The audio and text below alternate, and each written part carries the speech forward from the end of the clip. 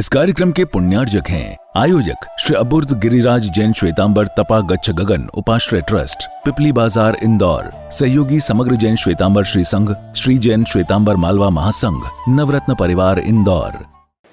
उत्तराध्ययन नाम के आगम के अंतर्गत कुछ बातों को हमको समझने का प्रयास करना है। 22 परिशह की कुछ बात उत्तराध्ययन नाम के सूत्र में बहुत अच्छे से यहाँ पर समझाई जा रही है। पुण्यशालियों, कल तपस्या की बात करी थी। अद्भुत वो क्रम था, अद्भुत वो वाणी थी। परमात्मा की वाणी तो यूं ही महत्वपूर्ण होती है। अगर आपको समझ में नहीं आती है, इसका मतलब यह है कि समझाने वाले में कोई कमी है। विद्यार्थी अगर अनपढ़ है, उसमें कहीं ना कहीं टीचर की भूमिका हो सकती है। बाकी अभ्यास तो अभ्यास होता है साहब। उत्तराध्ययन सूत्र के अंदर 22 परिशह की बात चल रही है। स्वेच्छा से सहन करने की बात चल रही है। इच्छा से अपने आप को जांचने की बात चल रही है। आपने कभी पीड़ा सहन करी कि नहीं करी? कभी प्रयास किया कि नहीं किया पीड़ा सहन करने का? कभी गर्मी सहन करने की, कभी मच्छर काट रहे हैं और शांति से आप देख रहे हैं। भीषण गर्मी पड़ रही है और आप शांति से बैठे हैं। आज एक दूसरा परिशह है। उस परिशह का नाम है पिपासा परिशह, तृषा परिशह। प्यास लगने के बावजूद भी उस प्यास को एहसास करना। वर्तमान के युग के अंदर यह परिशह समाप्त हो गया। बुखार आया, सीधे डॉक्टर के पास। अरे बुखार को आने तो दो कम से कम।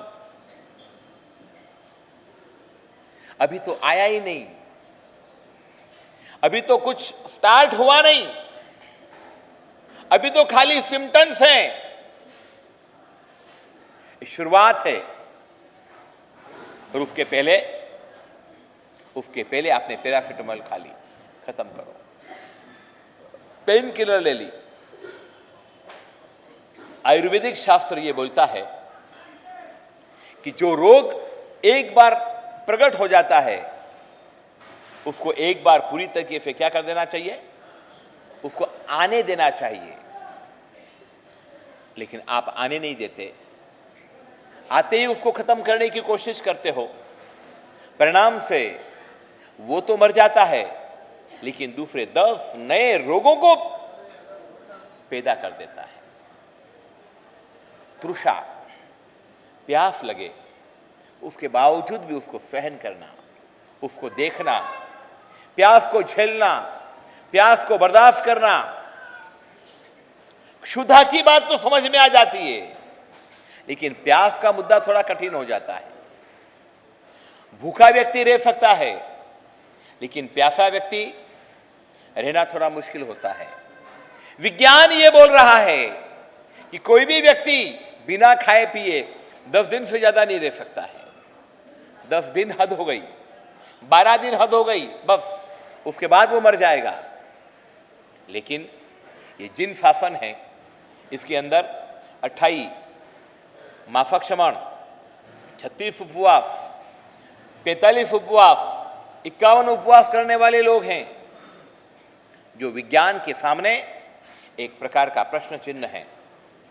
हमारे परमात्मा ने प्यारी सी बात करी है, परिशह को सहन करो। विपरीत परिस्थितियों को अनुकूल बनाने की कोशिश करो, सहन करो, दुख को झेलो। दुख से भागो मत, दुख से डरो मत, दुख से पिंड मत छुड़ाओ, सामना करो, सहन करो, अनुभव करो, फीलिंग करो, और उसमें जो आनंद है ना, वो आनंद बड़ा अद्भुत है। प्यास की बात चल रही है, विहार कर रहे हो साधु, भीषण गर्मी हो, रास्ता भटक गए हो और गर्मी हो चुकी हो, कहीं ठोर ठिकाने पड़ नहीं रहे हो, और ऐसी परिस्थितियों में पानी की भयंकर प्यास लगे, सामने पानी का कुआं है, पानी का तालाब है, हैंडपंप है पानी का, अरे प्याऊ लगी हुई है पानी की, बोलो क्या करे? बोलो फादू क्या करे? हाँ जी, पानी पी ले, कोई देख नहीं रहा है, चुपचाप पानी पी ले, गटक ले, कहीं तालाब के अंदर से पानी ले ले। आगम शास्त्रों में तो ऐसी बात आती है, श्रवण भगवान महावीर स्वामी के कुछ शिष्य, कुछ साधु विहार करते हुए जा रहे थे, रास्ते के अंदर थोड़े से रास्ता भटक गए, रास्ता मिल नहीं रहा है, भयंकर गर्मी है, भीषण गर्मी है, प्यास लग रही है, पानी का एक तालाब बीच में आया।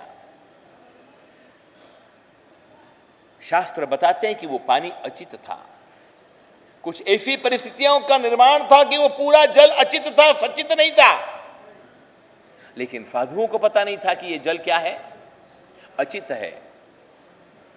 आप यकीन कीजिए, पानी के सामने सैकड़ों साधु भगवंत, उन्होंने अनशन ले लिया, बिन पानी के उनकी समाधि मृत्यु हो गई, लेकिन उन्होंने पानी को पीने का प्रयास नहीं किया।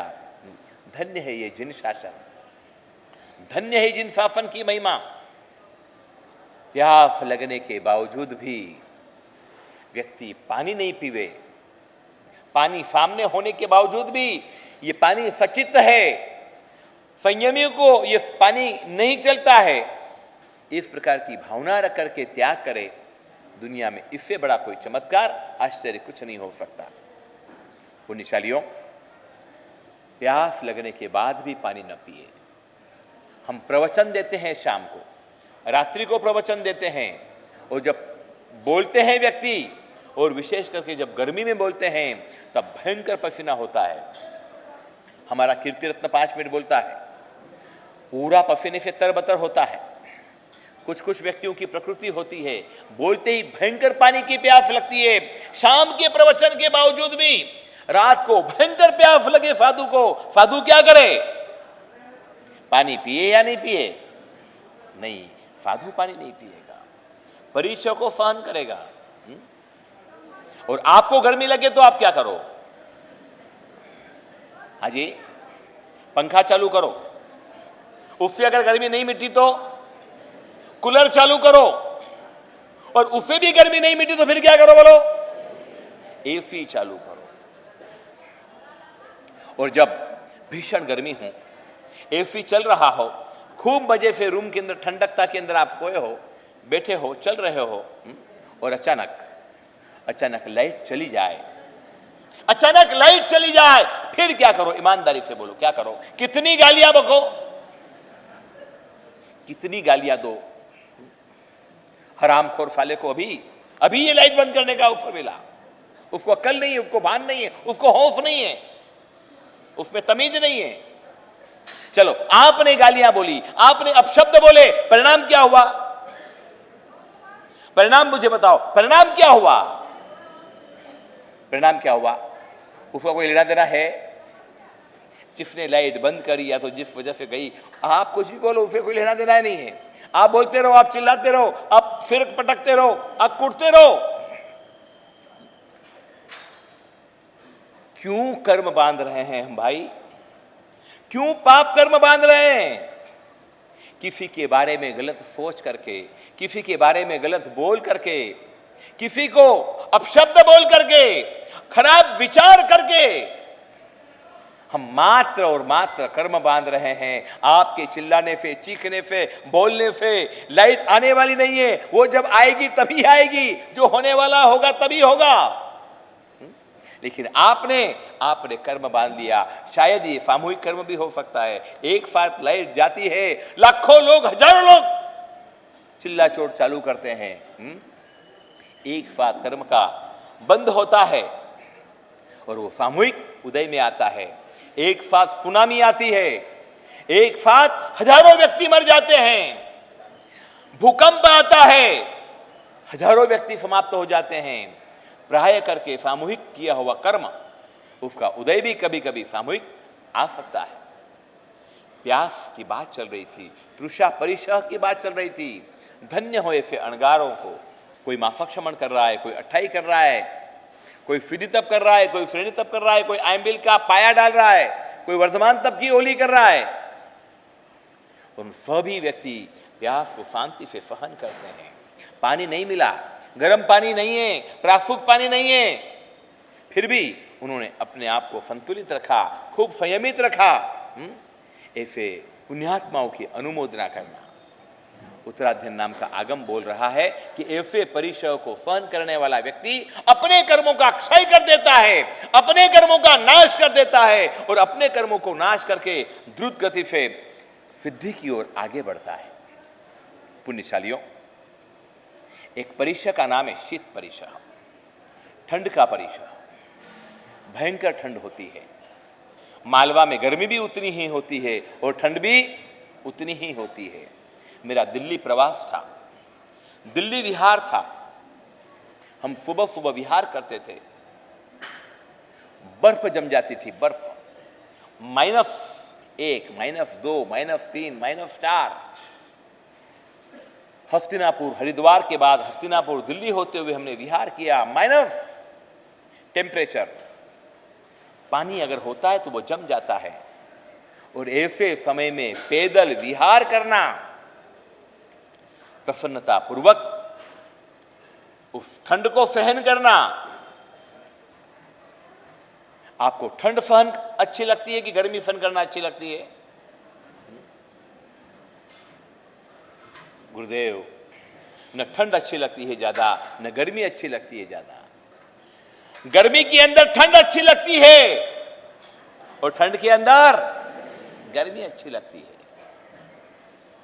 मैंने सुना है एक राजा ने, एक ज्यादा ही बुद्धिशाली राजा, एक अपराधी को सजा दी। एक काम करो, या तो 25 कोड़े खा लो या तो 25 केले खा लो।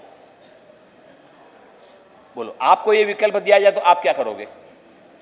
25 कोड़े खाना मंजूर है या 25 केले खाना मंजूर है? बोलो बोलो तो सही। हाँ जी, केले खाना मंजूर। चलो, केले खिलाना चालू किया। उस अपराधी को केले खिलाना चालू किया। 1, 2, 3, 4, 5 में तो हाफ गया, खवा ही नहीं रहा है। उल्टी करनी नहीं है, उल्टी करी तो फिर से 25 केले खाओ। खाना 25 ही केले है, उल्टी करी तो फिर वापस नई फिर से गिनती चालू। अब 5 केले में हाफ गया। उसने कहा, भाई गलती हो गई, अपने 25 कोड़े बराबर है। बोले ठीक है, कोई दिक्कत नहीं, जैसा आपकी मर्जी।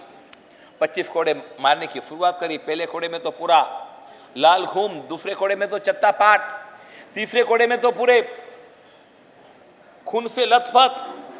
5 कोड़े खाए। बोले नहीं भैया नहीं, प्लीज, कोड़े फन नहीं होते, 25 केले बराबर है।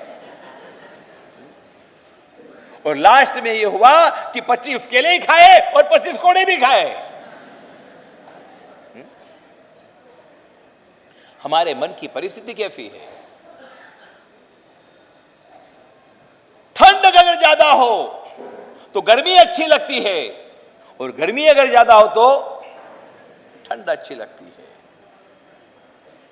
कैसे कैसे मुनि हुए, कैसे कैसे तपस्वी संत हुए हैं।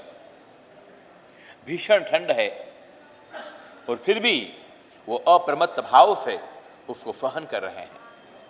एक ऐसे ही आचार्य हुए थे, अलगारी आचार्य, गुरुदेव नवरत्न सागर श्रीफर जी महाराजा। जिन्होंने उनके पूरे जीवन काल में कभी ब्लैंकेट का उपयोग नहीं किया, पूरी जिंदगी गुजर गई। माउंट आबू के अंदर ठंड के अंदर जाना हुआ था, टेम्परेचर था -7, 6, 8, नक्की झील जम चुकी थी। हम सभी कंबलों में अंदर थे, दुबके हुए रहते थे। दिन में 12 बजे भी कंबल ओढ़ना पड़ता था। वो धन्य वो तपस्वी संत थे जो रात को 3 बजे 4 बजे भी उठ करके एक कमली के अंदर, एक उनकी कमली थी, उस कमली को ओढ़ करके वो अपनी आराधना में बैठते थे। जिंदगी में कभी ब्लैंकेट का उपयोग नहीं किया। आप चिंता मत करो, आप अगर नहीं कर सकते हो तो जो करने वालों की अनुमोदना करो। इस दुनिया के अंदर सबसे श्रेष्ठ में श्रेष्ठ तत्व है अनुमोदन। अनुमोदन का मतलब होता है समर्थन, सहमति, एक्सेप्टली। आप जो बोल रहे हैं उसकी सहमति, उसको अनुमोदन बोलते हैं। लेकिन ये शब्द है अनुमोदना, और अनुमोदना का मतलब होता है प्रशंसा, अहोभाग्यता। ऐसे संतों के दर्शन करके भाग्य खुल जाते हैं, मन प्रसन्न हो जाता है, कली कली खिल जाती है। करण करावण ने अनुमोदन, सरखा फल निपजाया, वीर जिने स्वर गाया। तप करने वाला, तप करवाने वाला और करते हुए तपस्वी की अनुमोदना करने वाला, तीनों व्यक्तियों का क्या होता है भाई? समान फल मिलता है। शास्त्र की एक बड़ी महत्वपूर्ण बात है, बहुत इंपॉर्टेंट बात है। कृष्ण महाराजा का एक भाई थे, नाम था उनका बलदेव मुनि। बाद में उन्होंने दीक्षा ली। उनका रूप इतना जबरदस्त था कि उनको देखते ही स्त्री मोहित हो जाती थी। अकेले पुरुष ही मोहित होता है ऐसा मत समझ लेना। अकेले पुरुष ही भंवरे की तरह स्त्रियों के आगे पीछे घूमते ऐसा मत समझ लेना। कभी कभी किसी पुरुष में ऐसा व्यक्तित्व होता है, किसी पुरुष में ऐसी क्षमताएं होती है, ऐसा आकर्षण होता है कि उनको देखते ही गांव की महिलाएं भान भूल जाती थी। इस कार्यक्रम के पुण्यार्जक थे आयोजक श्री अबुर्द गिरिराज जैन श्वेतांबर तपा गच्छ गगन उपाश्रय ट्रस्ट, पिपली बाजार, इंदौर। सहयोगी समग्र जैन श्वेतांबर श्री संघ, श्री जैन श्वेतांबर मालवा महासंघ, नवरत्न परिवार, इंदौर।